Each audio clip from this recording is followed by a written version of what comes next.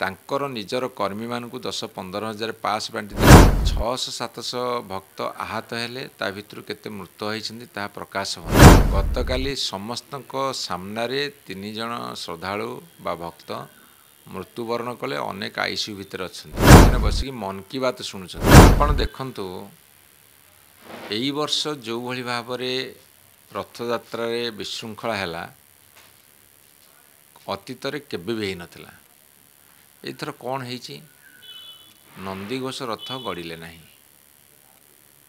600-700 ଭକ୍ତ ଆହତ ହେଲେ। ତା ଭିତରୁ କେତେ ମୃତ ହୋଇଛନ୍ତି ତାହା ପ୍ରକାଶ ହେଉନାହିଁ। ଏବଂ 2 ଜଣ ଅନ୍ୟ କାରଣରୁ ମରିଛନ୍ତି ବୋଲି କହିକି କଥାଟାକୁ ଠକିଲେ। ଗତକାଲି ସମସ୍ତଙ୍କ ସାମ୍ନାରେ 3 ଜଣ ଶ୍ରଦ୍ଧାଳୁ ବା ଭକ୍ତ ମୃତ୍ୟୁବରଣ କଲେ। ଅନେକ ଆଇସିୟୁ ଭିତରେ ଅଛନ୍ତି।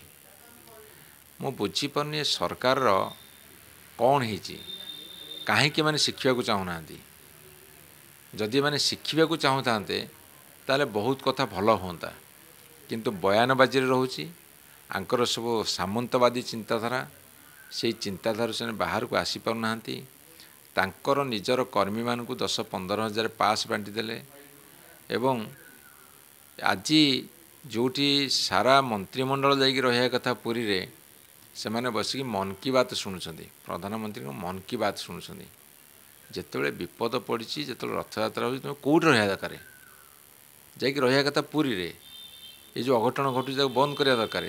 ଯେଉଁମାନେ ଏଇଥିପାଇଁ ଦାୟୀ ସେମାନଙ୍କୁ ଶାସ୍ତି ଦେବା ଦରକାର। ଏସବୁ କଥା ନ କରିକି ସେମାନେ ମନ୍ କି ବାତ୍ ଶୁଣୁଛନ୍ତି, ତାଙ୍କର ଅନ୍ୟାନ୍ୟ ପ୍ରୋଗ୍ରାମରେ ଯାଉଛନ୍ତି। ତେଣୁ ଏ ସରକାର ତୁରନ୍ତ ତାଙ୍କ ଦାୟିତ୍ୱରୁ ଓହରିଯିବା ଦରକାର, ଇସ୍ତଫା ଦେବା ଦରକାର। ଆପଣ ଦେଖନ୍ତୁ, ଏଇ ବର୍ଷ ଯେଉଁଭଳି ଭାବରେ ରଥଯାତ୍ରାରେ ବିଶୃଙ୍ଖଳା ହେଲା, ଅତୀତରେ କେବେ ବି ହେଇନଥିଲା। ଏଇଥର କ'ଣ ହେଇଛି?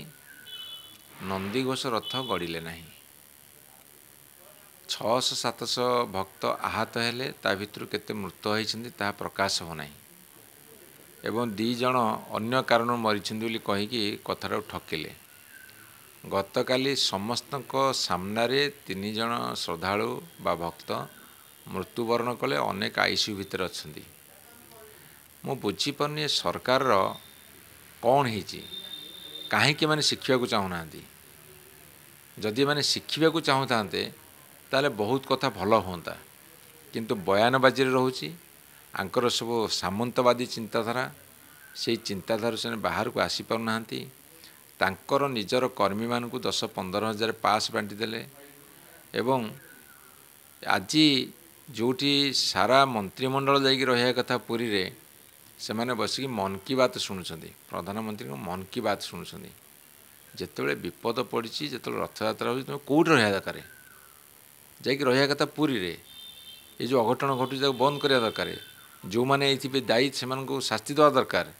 ଏସବୁ କଥା ନ କରିକି ସେମାନେ ମନ୍ କି ବାତ୍ ଶୁଣୁଛନ୍ତି, ତାଙ୍କର ଅନ୍ୟାନ୍ୟ ପ୍ରୋଗ୍ରାମରେ ଯାଉଛନ୍ତି। ତେଣୁ ଏ ସରକାର ତୁରନ୍ତ ତାଙ୍କ ଦାୟିତ୍ୱରୁ ଓହରିଯିବା ଦରକାର, ଇସ୍ତଫା ଦେବା ଦରକାର।